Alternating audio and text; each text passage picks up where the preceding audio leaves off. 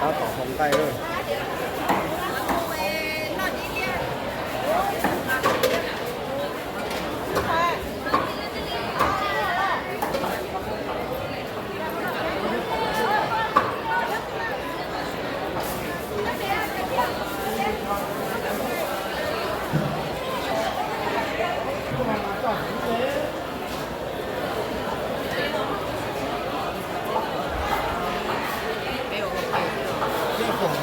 Gặp cái phải đây, con cá chọt với con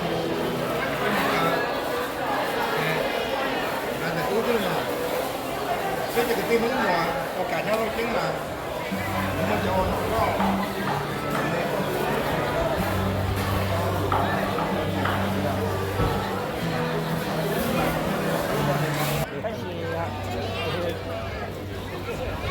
不整八刀，How you doing? Đúng rồi. Nghe cao. Rồi. Là trên này chỉ bé nó. Đó, tỏ chuyện này khác ta đó. Đúng rồi. Tôi chỉ nói chuyện ta đó đó. Nó chứ nó. Nó chỉ nói được trong sao.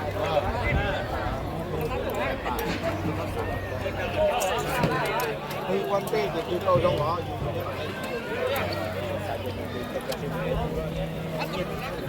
Tôi thay là tôi nhìn nhá, bữa nay nhá và tất cả những cái chuyện thay chuyện là xin rồi. Nó các bạn mình can nó cái thay cái bún nhá mà được chọn nó. Cái này tôi lá kỳ nó mà giờ em cho xong mà giờ cái chuyện nó tại là khi thì nó phải là những cái cái phải là lấy cái tôi cho lottery Việt Nam rồi tôi nó các bạn trên cho lottery mà trên cho lá trên cho mà quen cái chế chế băng băng băng băng là thế đấy bây giờ cái chiều của cái nhỏ này mua mua bây giờ này tôi sẽ cho đua thời đi nhỏ thế chỉ nó mà để mình có thể ăn à lên vậy cái bạn lỡ mà cái này nó cao một chia cho đua thời nó thế chỉ nó sẽ nó chế nó chào không có thể ăn à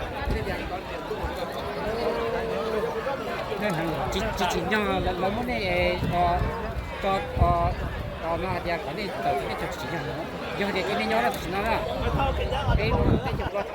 cái thay ra chỉ tu nhân động mà cũng thật sự đấy cũng không sợ xếp lông mà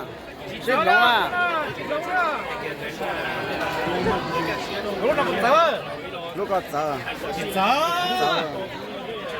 lúc mà chỉ sợ lúc mà mình nhìn không còn kia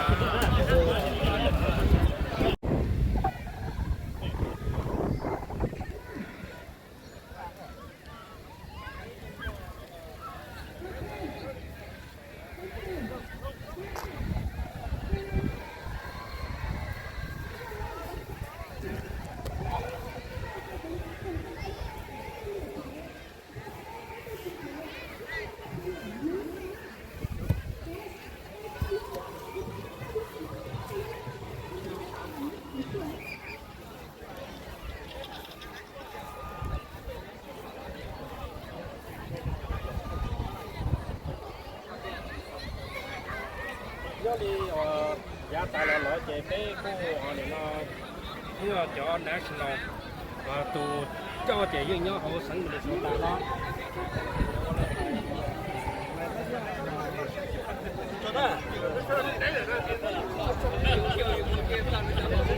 và chứ để các cháu chuyển tiền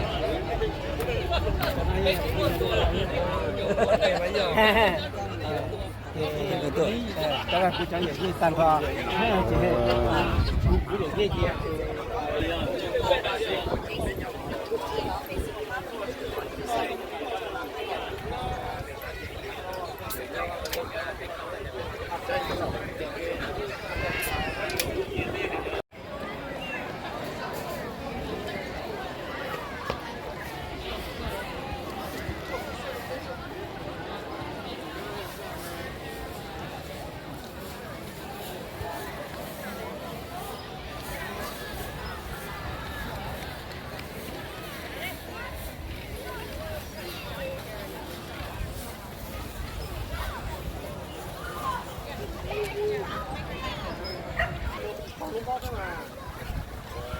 sông lông bó mà 你话公家人啊，告诉嘛，说忙了，上好去了，这叫嘛？这叫嘛？木哦，这上好了，上好了。那么上好保护。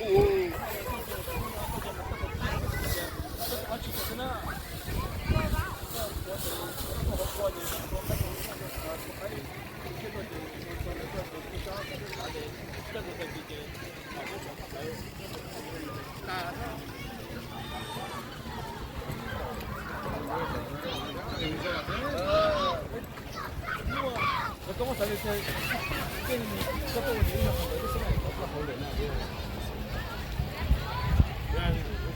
不是或者前面这个之前是那叫说什么叫人家那个人家是变更高，这是变高，这手里头上对，像够。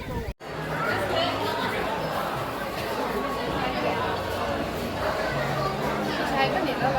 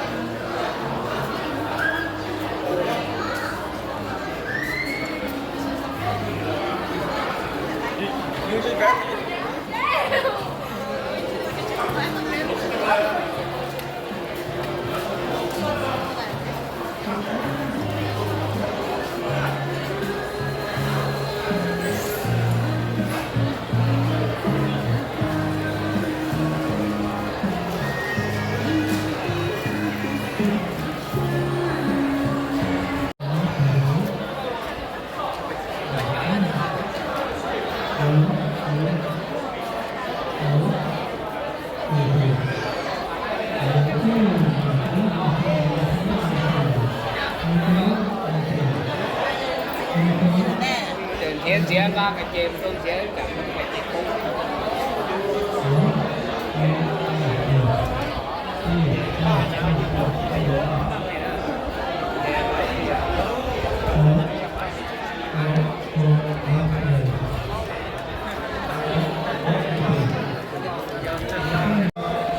Học program thì biết của chúng nó chi cái mà nó sẽ chắc là nó thì lên cùng này là cái sản phẩm cái công cụ cho là cái trường sinh hoạt giờ để suy học hơn nữa cái cái là cái những cái trong đó là những cái những sản học của điện tử nào nó cho cái thơ là mình thì cái thiết vậy thì trong đó thì họ biết là họ tạo ra cái học của điện tử và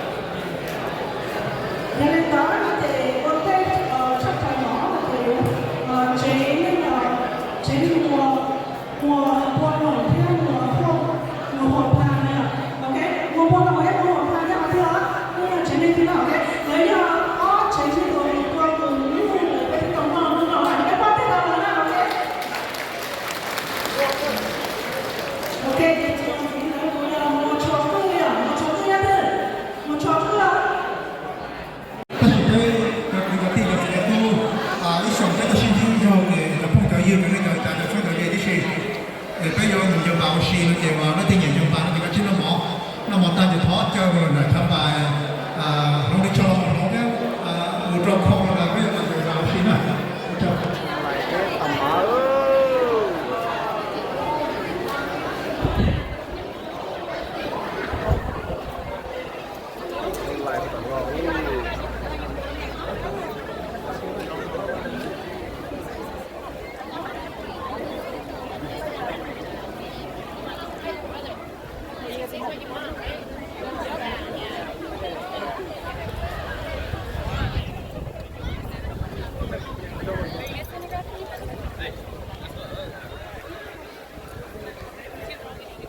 nhớ rồi nhớ tiền chút chút xin năng cho cái liền nó chút to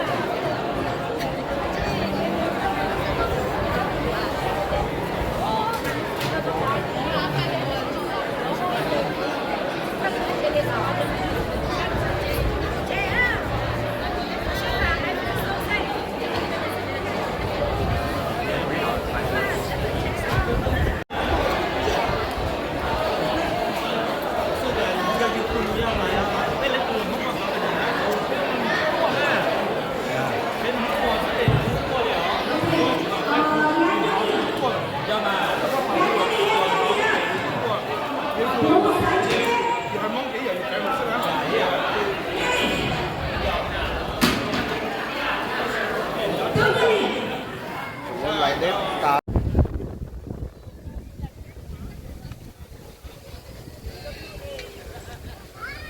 Lucky, say something. Today's a good day. Yeah, windy. Here at Diamond Creek Park, celebrating my last day. Listen, say something.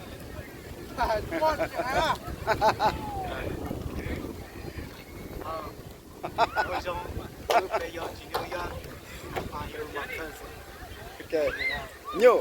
You wanna say? Papa, you wanna say something?